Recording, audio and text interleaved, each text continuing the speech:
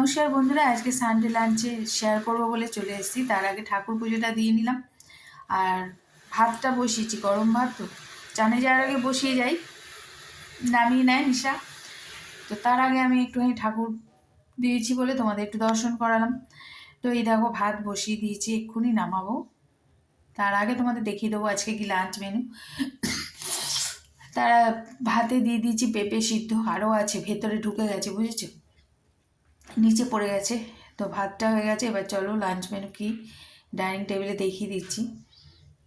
তো ভাত খেতে বসার আগে একটা কথা বলি, আগে কিন্তু রোববার হলে, বহু আগের কথা বলছি, মাটন হবেই বা চিকেন, কোনো দিনও মাংস খেতাম না এমন নয়। তো দেখো কি হয়েছে, এইটা হচ্ছে আলু উচ্ছে ভাজা, উচ্ছে কুমড়োও দিয়েছি, আলু উচ্ছে কুমড়ো দিয়ে একটা ভাজা, বেগুন ভর্তা, আর হচ্ছে পাবদা মাছের ঝোল। তো যেটা বলছিলাম আর কি, এটা ভর্তা আর কি, একটু তেলে নেড়ে নিয়েছি।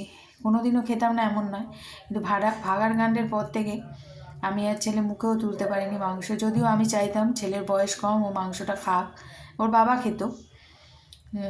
অনেকবার আনিয়েছি, আনিয়ে রান্না করে হেল্পিং হ্যান্ডকে দিয়ে দিতে হয়েছে। ছেলে রাগারাগি করে বলেছে আমার ইচ্ছে করে না, জোর করবে না, আমার শরীর খারাপ লাগে। তো তাই জন্য আর জোর করেনি, যবে ও নিজে থেকে খাবে। তো ওই যে নিশা ভাত নামাচ্ছে, হয়ে গেছে ভাত, এবার কিন্তু খেতে বসার পালা।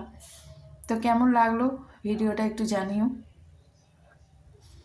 আজ আসি, সবাই ভালো থেকো, টাটা।